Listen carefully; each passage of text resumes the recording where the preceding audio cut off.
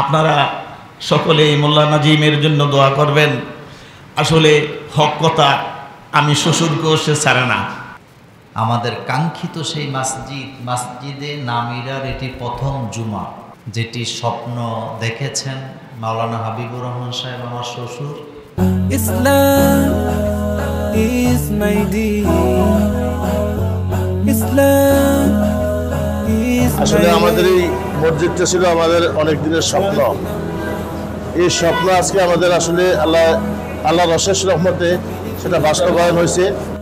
তো আপনাদের এখানে তো একটা নতুন মসজিদ উদ্বোধন হয়েছে, তো আপনার অনুভূতি কেমন? ইনশাআল্লাহ ভালো। ইসলাম is my deen, Islam is my way। আলহামদুলিল্লাহ পড়ে। আজকের এই জুমাতে আমরা যারা উপস্থিত আছি, কিয়ামত পর্যন্ত আমরা হলাম সাক্ষী এই মসজিদের। আলহামদুলিল্লাহ। তার মানে আমরা একটা মসজিদের কি হইলাম? শাহেদ, মানে সাক্ষী হইলাম যে এই মসজিদে অমুক মাসের অমুক সালের অমুক তারিখে প্রথম জুমা আমরা কি পড়েছি। আরেকটা কথা মনে রাখবেন, এই মসজিদ যারা করেছেন, আমরা যারা আজকে উদ্বোধন করে দিলাম, কিয়ামত পর্যন্ত যত মুসল্লিরা এখানে নামাজ আদায় করবে, আমরা প্রত্যেকে এখান থেকে সওয়াব পাবো। তা আপনারা খুশি না বেজার? খুশি। আমরা সাক্ষী হইলাম একটা মসজিদের, এটা সোজা কথা না। বুখারীতে রাসূল করিম সাল্লাল্লাহু আলাইহি ওয়াসাল্লাম বলেছেন, যে ব্যক্তি আল্লাহর জন্য ঘর বানাবে, আল্লাহ তার জন্য জান্নাতে কি বানাবে? ঘর বানাবে। আমাদেরকে জানা উচিত রাসূল করিম সাল্লাল্লাহু আলাইহি ওয়াসাল্লাম মাক্কি জীবনে জুমার নামাজ পড়েন নাই। মাদানী জীবনে যাওয়ার পরে মসজিদে নববীতে সর্বপ্রথম জুমা পড়ে নাই। কাবা ঘরেও রাসূল সর্বপ্রথম জুমা পড়েন নাই। জুমা পড়েছেন মসজিদে কোবা নামক একটা মসজিদ আছে মদিনাতে। আল্লাহ রাসূল বলেছেন, যে ব্যক্তি শনিবার দিন মসজিদে কোবায় ভ্রমণ করবে, 2 রাকাত নামাজ আদায় করবে, আল্লাহ তাকে একটা উমরা হজের সওয়াব দান করে দেবে। এই মসজিদে আপনারা যারা হজ করছেন, উমরা করছেন, গেছেন, মসজিদের নাম কি বললাম? মসজিদে কোবা একটা জায়গা, সেখানে রাসূল সাল্লাল্লাহু আলাইহি ওয়াসাল্লাম সর্বপ্রথম জুমা পড়েছেন।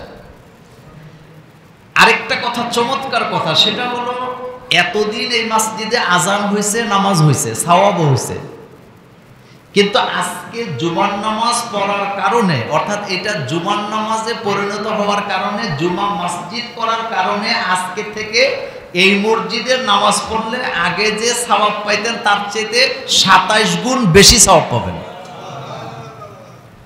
খুশি না বেজার? আগে পাইছেন, কিন্তু এখন পাইবেন তার চাইতে কি? এই জুমা থেকে, আসর থেকে শুরু হবে আর এটা কিয়ামত পর্যন্ত চলবে। তা আজকে আমরা যারা উপস্থিত হয়েছে, আল্লাহর দরবারে দোয়া করব, আল্লাহ তোমার একটি ঘরের মসজিদের জুমার নামাজ উদ্বোধন আমরা করেছি, এই উসিলায় তুমি আল্লাহ আমাদেরকে দয়া করে মাফ করে দাও। এখন আমরা জানবো কোন মসজিদে নামাজ পড়লে কত বেশি সওয়াব হয়, সবচেয়ে বেশি সওয়াব হয়, এই কথাটা আগে জানি। প্রথম কথা হলো, পৃথিবীতে প্রথম মসজিদ হলো কাবা। বলেন কি? কাবা। দ্বিতীয় মসজিদ হচ্ছে বাইতুল মুকাদ্দাস। কাবাকে তৈরি করার 40 বছর পরে বাইতুল মুকাদ্দাস তৈরি করা হয়েছে। আর মসজিদের নববী তৈরি করা হয়েছে রাসূল সাল্লাল্লাহু আলাইহি ওয়াসাল্লামের হিজরতের পরে।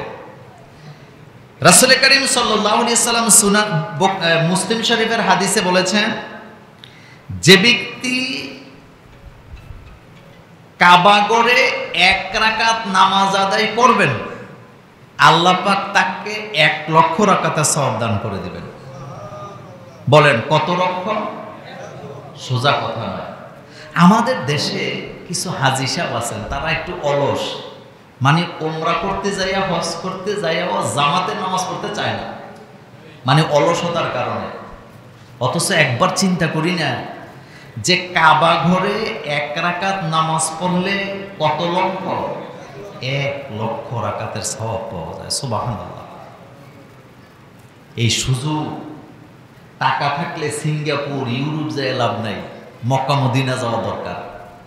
কারণ মক্কা মদিনায় গেলে নিজের জীবনের আমলকে পরিবর্তন করে দেয় কে? আল্লাহ পাক। তাহলে কাবা করে 1 রাকাত নামাজ পড়লে কত রাকাত সওয়াব পাওয়া যায়? 1 লক্ষ। আর মসজিদে নববী যেটা রাসূল সাল্লাল্লাহু আলাইহি ওয়াসাল্লামের মসজিদ, সেখানে যদি নামাজ পড়ে কোন বর্ণনায় আসছে 50,000, 1 রাকাতে 50,000 সওয়াব পাবে। কোন রিওয়ায়াতে আছে 1000 গুণ বেশি সওয়াব আল্লাহ দান করবে। 1000 গুণ, সোজা কথা না, 1000 বলা হয় নাই, 1000 গুণ বলা হয়েছে। আরবিতে 1000কে শুধু হাজারের জন্য ব্যবহার হয় না, আরবিতে 1000কে লাখ, কোটি, মিলিয়ন, ট্রিলিয়ন বুঝাবার জন্য ব্যবহার হয়। সুবহানাল্লাহ পড়েন। তার মানে মসজিদে নববীতে পড়লেও সওয়াব সংখ্যা অনেক বেশি। এরপরে যে ব্যক্তি মসজিদে আকসা অর্থাৎ জেরুজালেম, যেটা ইহুদিরা দখল করে রাখছে, ওখানে যারা নামাজ আদায় করবেন 1 রাকাতে আল্লাহ তাদেরকে 500 রাকাতে সমান সওয়াব দান করবেন। আর মসজিদে কোবা যেটা, অর্থাৎ যেখানে রাসূল সাল্লাল্লাহু আলাইহি ওয়াসাল্লাম সর্বপ্রথম জুমা পড়লেন, ওখানে যদি কেউ 1 ওয়াক্ত নামাজ পড়ে বা 1 রাকাত নামাজ পড়ে, আল্লাহ তাকে 1টা উমরা হজের সওয়াব দান করে দেবে। আর আজকে যে আমরা জুমার নামাজ পড়লাম এই দামতি উত্তরপাড়া মসজিদে নামিরায়, আজকের থেকে কিয়ামত পর্যন্ত যত মুসল্লিরা এখানে আমরা নামাজ পড়তে আসবো, আমরা পাবো 27 গুণ। সুবহানাল্লাহ। কয় গুণ? 27 গুণ। আল্লাহ যেন আমাদেরকে এই ওসিলায় মাফ করে দেন। আমরা বলি আমিন, আর জোরে বলি আমিন। এবার আসেন, আমি আপনাদেরকে একটি গুরুত্বপূর্ণ কথা বলি, সেটি হলো আমাদের দেশে গুজব আছে না, গুজব মানে একটা কথা শুনছে পাগল হয়ে যায়, এটা কোনো মোমেন্ট করতে পারে না। কিশোরগঞ্জের কোনো এক জায়গায় ময়মনসিংহ অঞ্চলে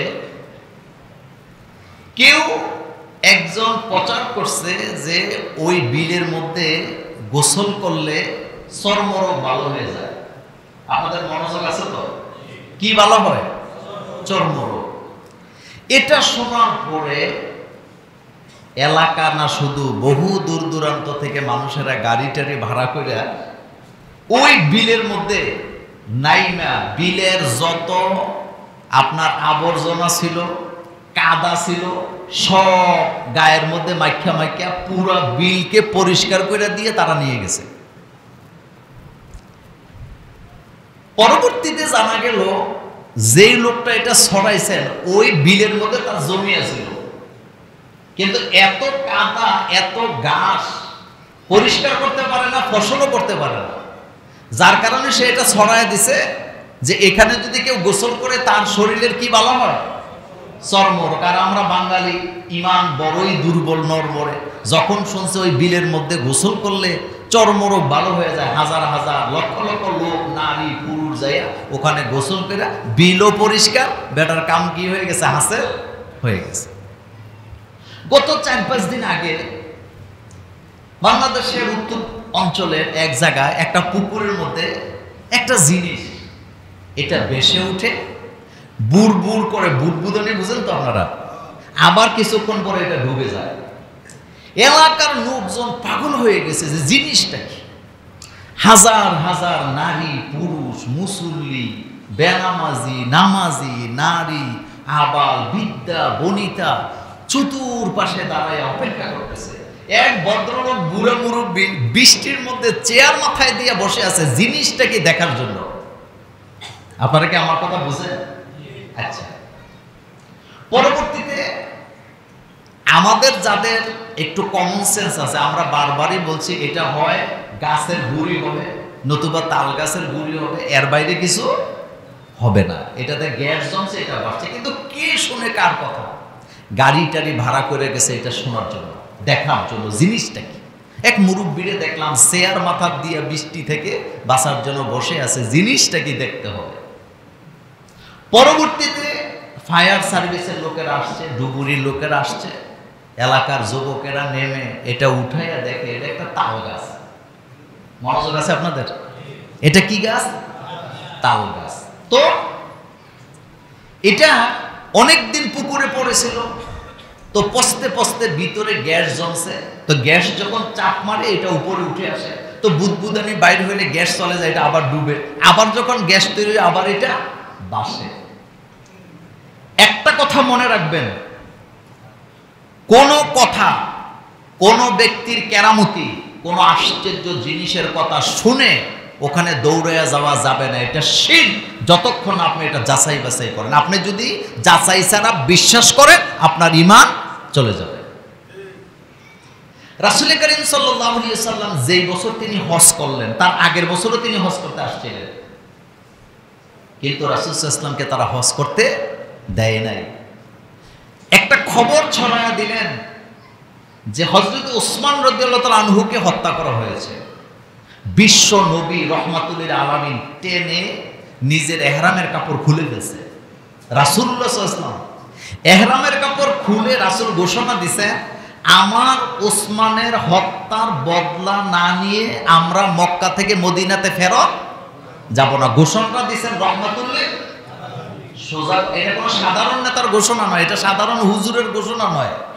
এই ঘোষণা দিয়েছেন মুহাম্মাদুর, তিনি বলেছেন যে ওসমানের হত্যার বদলা না নিয়ে আমরা মক্কা থেকে মদিনা ফেরত যাব না।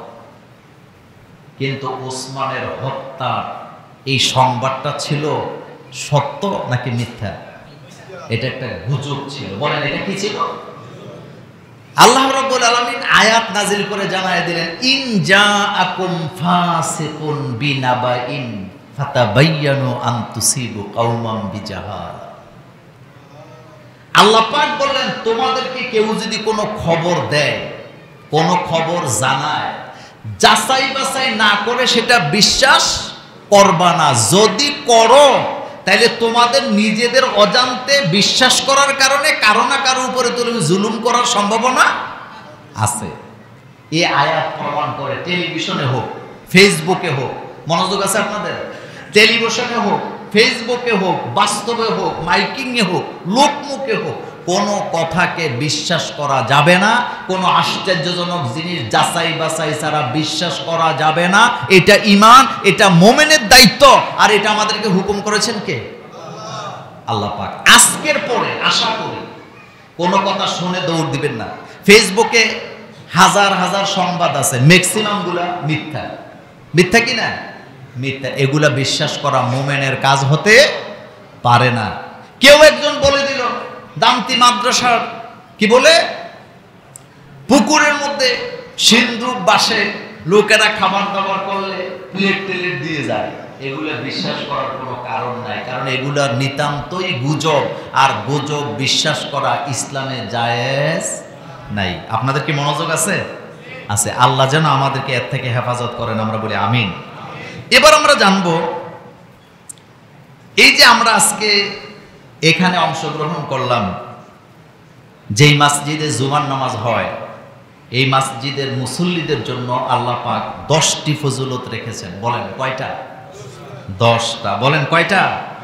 প্রথম ফজিলত হলো রাসূল করিম সাল্লাল্লাহু আলাইহি ওয়াসাল্লাম সহিহ মুসলিমে বলেছেন, জুমার মসজিদে, অর্থাৎ যেই মসজিদে জুমা হয়, এই মসজিদের দিকে হেঁটে হেঁটে যারা নামাজ পড়তে যায়, আল্লাহ তাদেরকে প্রত্যেক কদমে কদমে একটা করে সওয়াব দান করেন, প্রত্যেক কদমে কদমে একটা করে গুনাহ মাফ করেন, প্রত্যেক কদমে কদমে একটা করে মর্যাদা বাড়ায় দেন।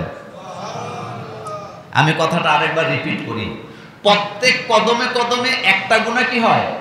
মাফ হয়। আর প্রত্যেক কদমে কদমে একটা সওয়াব হয়।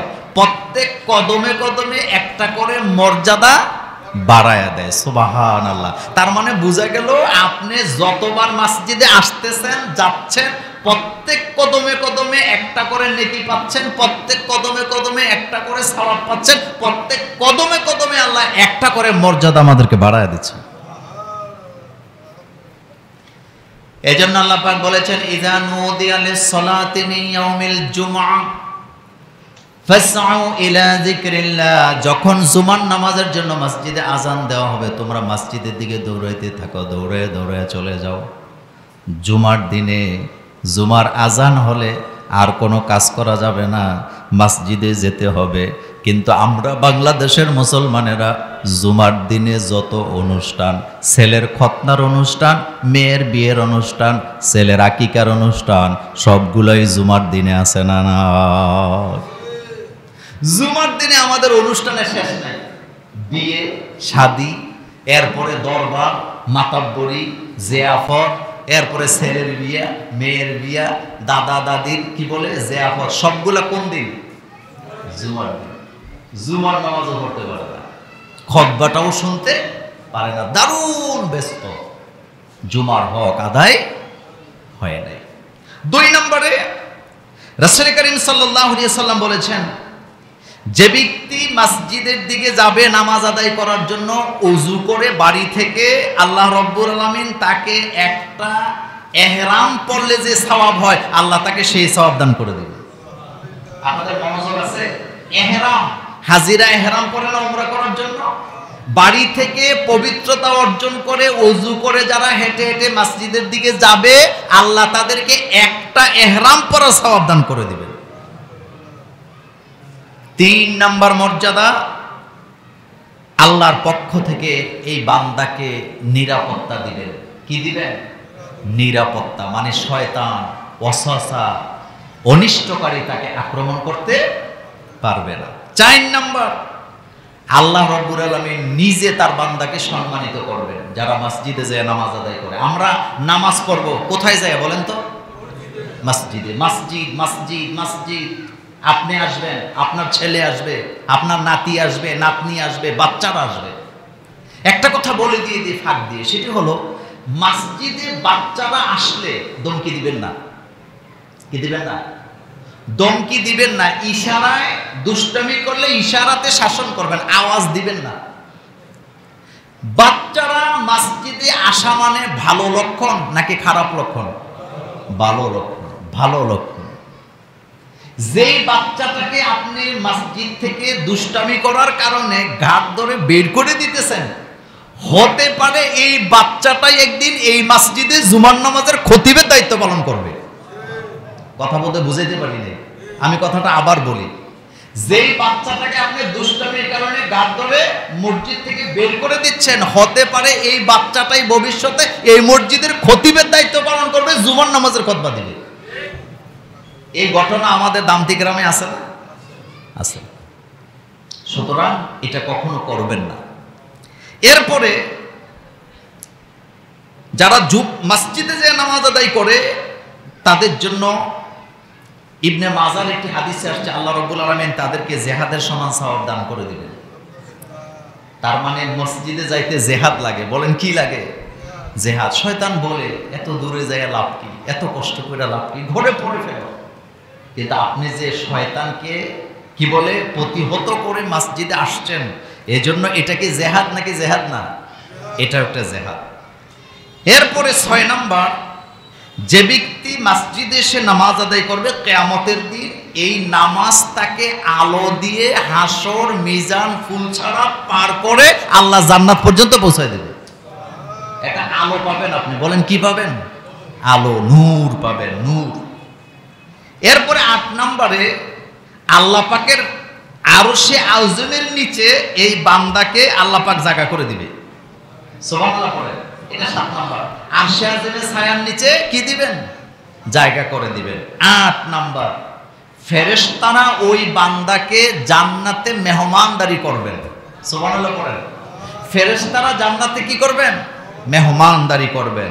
এরপরে 9 নম্বর, ফেরেশতারা এই বান্দার জন্য দুনিয়াতে মাগফিরাতের দোয়া করে যে আল্লাহ তোমার বান্দা বা জামাত নামাজ আদায় করতে যাচ্ছে, তুমি তোমার বান্দাকে মাফ করে দাও। 10 নাম্বার, জামাত যদি আপনি নাও পান, বাড়ি থেকে রওনা দিয়েছেন জামাতে নামাজ আদায় করবেন, কিন্তু মসজিদে যাইয়া জামাত পান নাই, আল্লাহ রাসূল বলেছেন জামাতের সমান সওয়াব আল্লাহ তাকে দিয়ে দিবে। অবহেলা করলে হবে না। আপনার সদিচ্ছা আছে জামাত ধরবেন, শত চেষ্টা থাকার পরেও পারেন নাই, তাইলে আপনি জামাতের সওয়াব কি পাবেন। এখন আসেন একটি গুরুত্বপূর্ণ জিনিস আপনাদের সাথে বলি, সেটি হলো রাসূল করিম সাল্লাল্লাহু আলাইহি সাল্লাম বলেছেন আমার উম্মতকে ধ্বংস করে দিবে 7টা জিনিস। আপনাদের মনোযোগ আছে? বলেন কয়টা জিনিস ধ্বংস করবে? মুহাম্মদ সাল্লাল্লাহু আলাইহি ওয়াসাল্লাম বলেছেন আমার উম্মতকে 7টা জিনিস ধ্বংস করে দিবে। এই 7টা জিনিস যে উম্মত ছাড়তে পারবে না এই উম্মত ধ্বংস হয়ে যাবে, একথা বলেছেন মুহাম্মাদুর রাসূলুল্লাহ সাল্লাল্লাহু আলাইহি ওয়াসাল্লাম। তার ভিতরে 1 নাম্বার হলো আশিরক বিল্লাহ।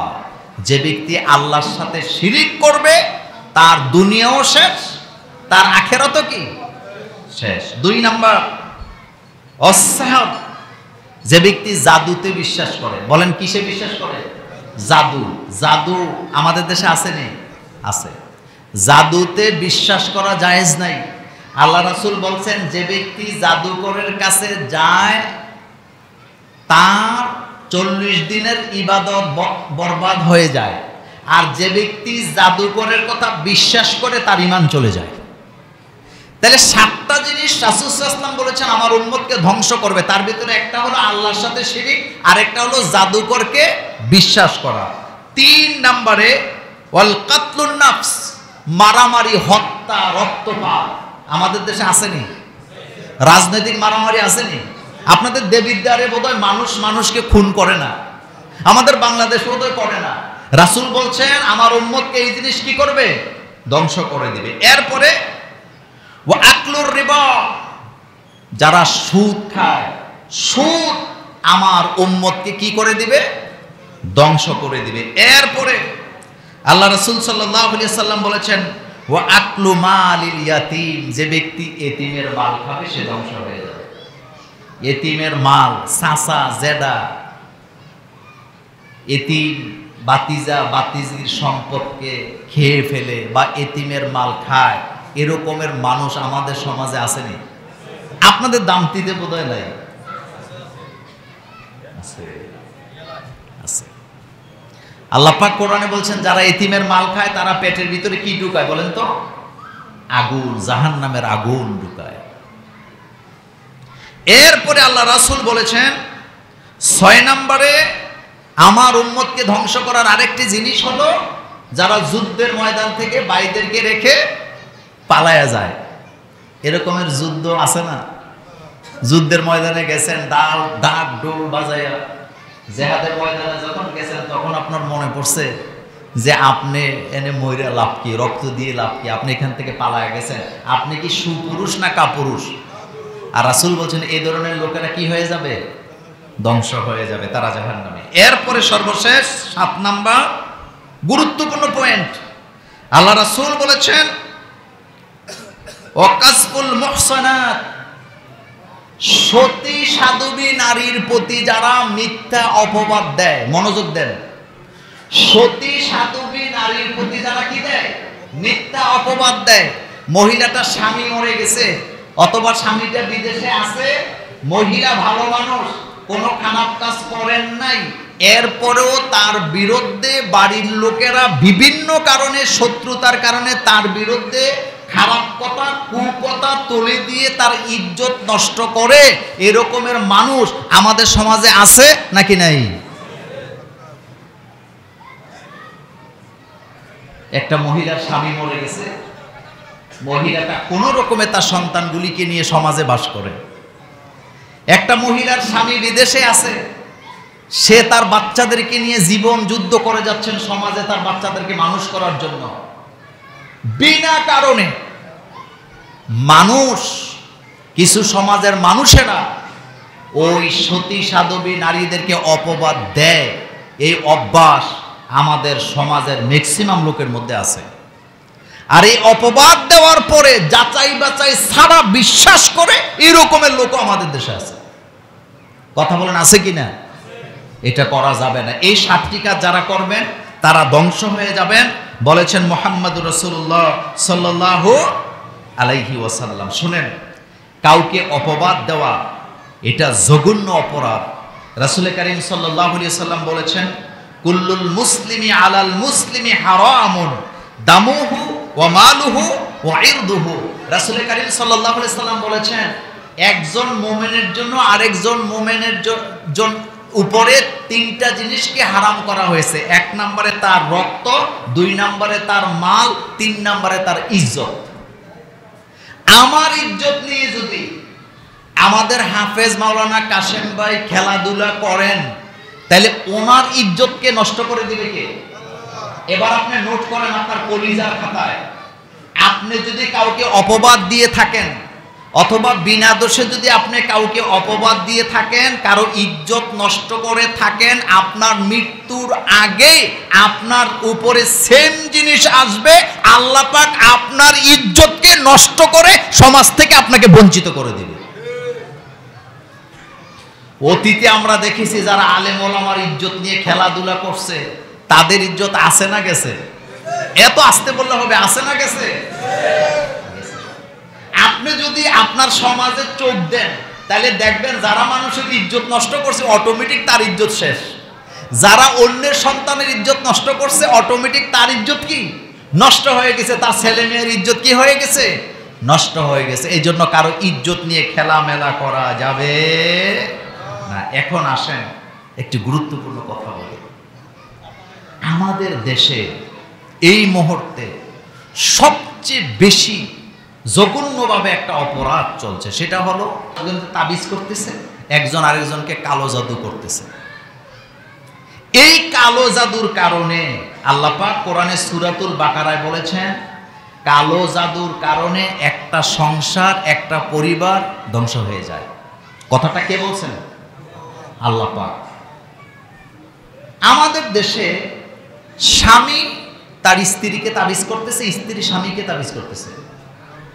কিন্তু এই যে তাবিজ করেন, তাবিজের মানে ফলাফলটা রিঅ্যাকশনটাই বেশি হয়। আসেন এই তাবিজের ব্যাপারে আপনাদেরকে একটা কথা বলি। কালো জাদু, যে কালো জাদু মূলত আবিষ্কার করছে ইহুদিরা। বলেন কারা? ইহুদিরা। ইসরায়েলের পতাকা তো আপনারা দেখছেন না? ইসরায়েলের পতাকার মধ্যে দেখবেন একটা তারকার মতো একটা চিহ্ন আছে। এটা কিন্তু তারা না, এটা স্টার না, এটা হচ্ছে কালো জাদুর চিহ্ন। এটা দিয়ে কালো জাদুকে মিন করে। আর এই জাদু আবিষ্কার করছে কারা? ইহুদিরা।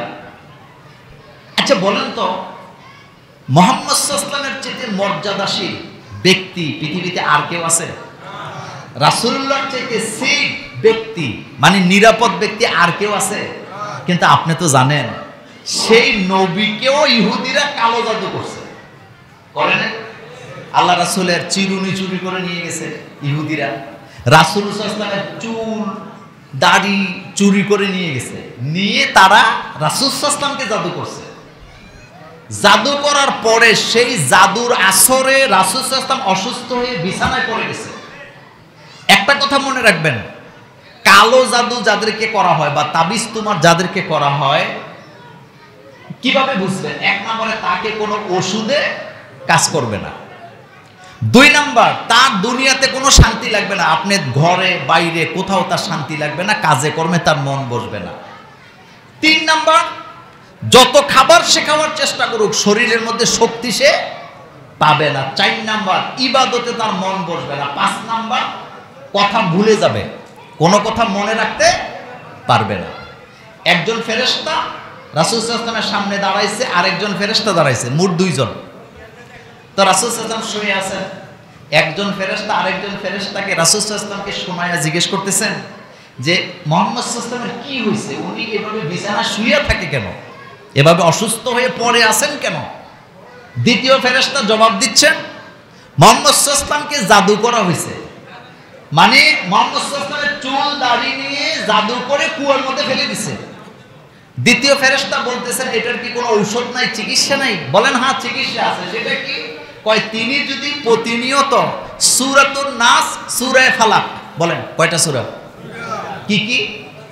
সূরাতুন নাস, সূরা ফালাক, অর্থাৎ কুল আউযু বিরাব্বিল ফালাক, কুল আউযু বিরাব্বিন নাস, এই দুইটা সূরা যদি প্রত্যেক নামাজের পরে নিয়মিত তেলাওয়াত করেন, আল্লাহ রাব্বুল আলামিন মুহাম্মদ সাল্লাল্লাহু আলাইহি ওয়াসাল্লামকে জাদু থেকে মুক্তি দান করে দেবেন।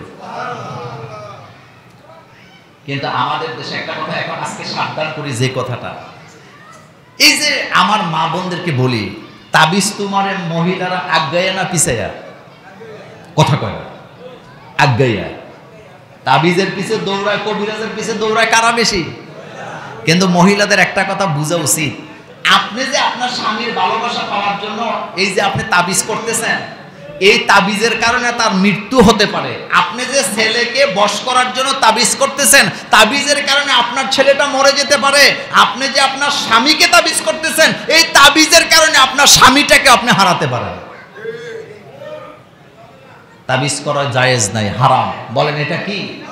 হারাম। এটা কখনো বিশ্বাস এটা করবেন না, আল্লাহর ওয়াস্তে করবেন না, এটা মারাত্মক। আল্লাহ রাব্বুল আলামিন সূরাতুল বাকারায় বলেছেন, ফায়াতাআল্লামুনা মিনহুমা মা ইউফাররিকুনা বিহি বাইনাল মারই ওয়াল জাওজি। এই জাদুর কারণে স্বামী স্ত্রীর সম্পর্ক কি হয়ে যায়? ধ্বংস হয়ে যায়, ভেঙে যায়। স্বামী স্ত্রীর সম্পর্ক টিকে না, সংসার টিকে না, ভাই ভাইয়ের সাথে সম্পর্ক রাখে না, বন্ধু বন্ধুর সাথে রাখে না, শাশুড়ি তার পুত্রবধূর সাথে রাখে না, পুত্রবধূ তার শাশুড়ির সাথে রাখে না সম্পর্ক। এটা কিসের কারণ বলেন তো? এই জাদু, কালো জাদু বা তাবিজ তোমার। আল্লাহ যেন আমাদেরকে এর থেকে হেফাজত করেন। আমরা বলি আমিন, আর জোরে বলি আমিন। এখন আমরা জানবো, আমরা সবাই সমাজবদ্ধভাবে বাস করি, একটা সমাজের মধ্যে আমরা বাস করি, কথা ঠিক না? সমাজে এটা আমাদের প্রথম জুমা, আপনারা জানেন। তো আমি মূলত আপনাদের জামাই, আমি কিন্তু আপনাদেরকে ধমকাইতেছি না, জামাই হিসাবে কয়েকটা কথা বলতেছি আর কি। একটা কথা আপনাদেরকে আমি অনুরোধ করব আজকে, এই কথাটা হৃদয়ের ডায়েরিতে একেবারে পোক্তভাবে লিখে নেবেন। সেটা হলো, পাড়া প্রতিবেশীর সাথে কখনো খারাপ আচরণ করবেন না। আপনারা কি আমার ভাষা বুঝেন? বলেন, কার সাথে খারাপ আচরণ করবেন না? দুইটা মাটির পাতিলকে যদি একসাথে রেখে দেন, একটার সাথে আরেকটা ধাক্কা লাগে নাকি লাগে না? লাগে। সমাজে যখন আমরা বাস করি, পরিবার সমাজ নিয়ে, সবার মন মগজ মত কখনো একরকম হয় না। যেমন মসজিদের টাইলসটা কিন্তু অনেক সুন্দর লাগছে আমার কাছে, কালারটা। এই যে সাদা টাইলসটা আপনারা করছেন সুন্দর, কিন্তু এক ব্যক্তি যদি আইসা বলে যে মতিন ভাই তুমি যে টাইলসটা করলা, এটা সাদা করলা কেন? এটা তো কালো করলে আরো সুন্দর লাগতো। তো এই যে কথাটা বললেন, আচ্ছা বলেন তো, এটা কি পরামর্শ দিছে না শত্রুতামি করছে? না, শত্রুতামি না, পরামর্শ দিছে। আপনি এটা পজিটিভলি নিবেন যে সে আমার ভালোর জন্য করছে। হ্যাঁ, আপনি বলে দিবেন হ্যাঁ করলে তো আরো সুন্দর হইতো, যেহেতু হয়ে গেছে আলহামদুলিল্লাহ, যা আছে তাই ভালো। আমি কি কথাটা বুঝাইতে পারছি? আচ্ছা, এবার আসেন, দুইটা বাড়ি যদি একসাথে থাকে, তাইলে বৃষ্টি যখন হয় অটোমেটিকলি এক বাড়ির বৃষ্টির পানি আরেক বাড়ির উঠান দিয়ে যায় নাকি যায় না? কথা বলেন না কেন? যায় নাকি যায় না? এই যে যায়, এটার জন্য ওয়াল করে এরকম লোক আসেনি? এই কাজটা কি খুব ভালো কাজ না? আমি ব্যাখ্যা দেব না, আপনাদেরকে সতর্ক করছি। রাসূল কারীম সাল্লাল্লাহু আলাইহি ওয়াসাল্লাম বলছেন, প্রতিবেশীর সাথে তিনটা কাজ কখনো করা যাবে না। বলেন কয়টা? আল্লাহর নবী বলেছেন, এক নম্বরে লা তাহাসাদু। গ্রামটা তো আমার গ্রামে একটা বিল্ডিং উঠছে, আমার গ্রামের একটা লোক রিকশা চালায়, তার ছেলেটা কামের পাস করছে, ঢাকা ভার্সিটিতে চান্স পাইছে, আমার ইজ্জত সম্মান বাড়ছে না কমছে?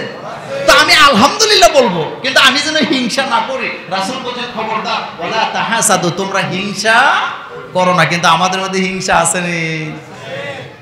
আরেকটা মারাত্মক হিংসা আছে, যারা বিদেশ করে তারা বলতে পারবে। বাপ মা যখন দেখে যে ওনার ছেলে 5 বছর বিদেশ করছে, টাকা পয়সা তেমন কামাই তারা না, কিন্তু আরেকজন বিদেশ যাইয়া 2 বছরে বিল্ডিং একটা দিছে, তখন বাপ মা টেলিফোনে বা বউরা কি বলে বলেন তো?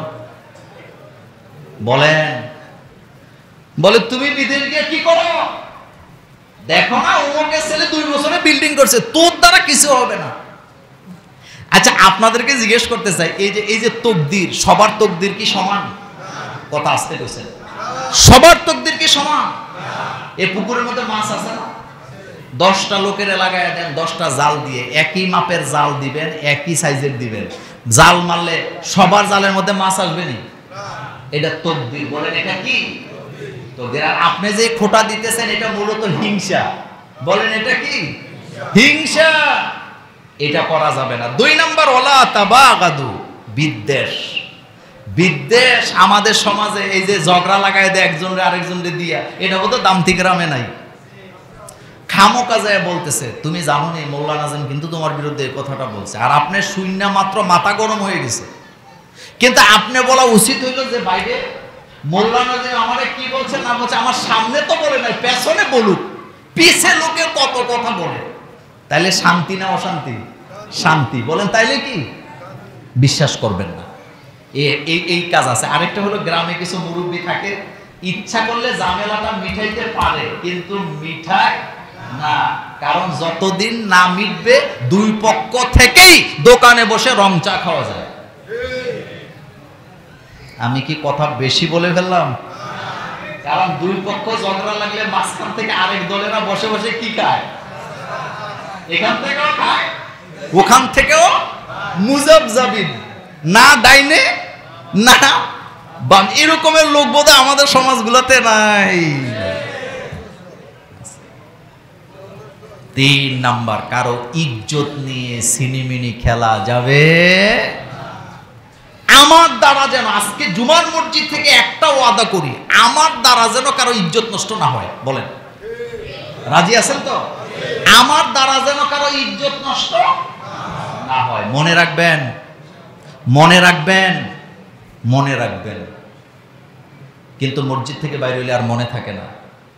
আরে ভাই, আমি আমার নিজের আমলনামার হিসাব আল্লাহর কাছে দিয়ে কুলাইতে পারবো না হাসরের ময়দানে, আমি আরেকজনের ইজ্জত নিয়ে টানাটানির দরকার থাকে। আমি তো আমাকে নিয়ে ব্যস্ত থাকবো। রাসূল সাল্লাল্লাহু আলাইহি ওয়াসাল্লাম বলেছেন মুমিন সবসময় নিজেকে নিয়ে ব্যস্ত থাকে, আর মুনাফিক সবসময় অন্যকে নিয়ে ব্যস্ত থাকে। কথা লম্বা করতে চাই না। তাহলে এই 3টা কাজ করব না, তবে রাসূল বলেন একটা কাজ অবশ্যই করবা। সুবহানাল্লাহ পড়েন। একটা কাজ অবশ্যই করবা, সেটা কি? ওয়াকুনু ইবাদাল্লাহি ইখওয়ানা, আল্লাহর গোলামির ক্ষেত্রে, ভালো কাজের ক্ষেত্রে একজন আরেকজনের সাথে কাঁধ মিলাবা, ভাই ভাই হয়ে কাজটা চালায় নিবা। এই যে মসজিদটা আপনারা করছেন, কথাটা বুঝেন, এই যে মসজিদ করছেন, আপনি বলেন তো এই মসজিদটা কি একদিনে হয়েছে? একজনের টাকা দিয়ে হয়েছে? না, একজনের টাকা দিয়ে হয় নাই। এই মসজিদে কেউ জায়গা দিছে, কেউ টাকা দিছে, কেউ বালি দিছে, কেউ সিমেন্ট দিছে, কেউ ইট দিছে। একটা সতর্ক করে দিয়ে যায়, সেটা হলো আপনি যত বড় লোক হন, যত বড় কোটিপতি হন, আপনি একা একটা মসজিদ করলে মুসল্লি পাবেন না। মুসল্লি পাইতে হইলে সমাজের লোকদেরকে নিয়ে মসজিদ করতে হবে। কথা কি ঠিক না বেঠিক? যেমন মনে করেন হাবিবুর রহমান সাহেব আমার শ্বশুর, উনি জায়গাটা দিছে মসজিদের জন্য। তো উনি যে জায়গাটা দিল, উনি কি মসজিদটার মালিক? প্রশ্নই আসে না। উনি একা মসজিদটা করছে? উনি কি একা মসজিদটা চালাইতে পারবে? পারবে না, জীবনেও পারবে না। এই জন্য মসজিদ খালি দিলে হবে না, মসজিদের খোরাকও লাগবে। শোনেন একটা কথা বলি, কুমিল্লা বিবির বাজারের আগে, অর্থাৎ চাঁদপুর ব্রিজের উত্তর দিকে কসবা রোডের কাছাকাছি একটা জায়গায় একটা মসজিদ আছে। এই মসজিদটা একজন, মানে শব্দটা ওইভাবে বলবো না, একজন খারাপ মহিলা করছে, যে মহিলা দেহ ব্যবসা করত। আপনাদের মনোযোগ আছে? মসজিদ করছে, কিন্তু এই মসজিদে একটা লোকও নামাজ পড়ে নাই, একদিনও নামাজ হয় নাই। পরে এটা বিল্ডিং এর মধ্যে ঘাস উঠছে, উঠটা নিজে নিজে এটা ভাঙ্গিয়া এটা বিলুপ্তি হয়ে গেছে।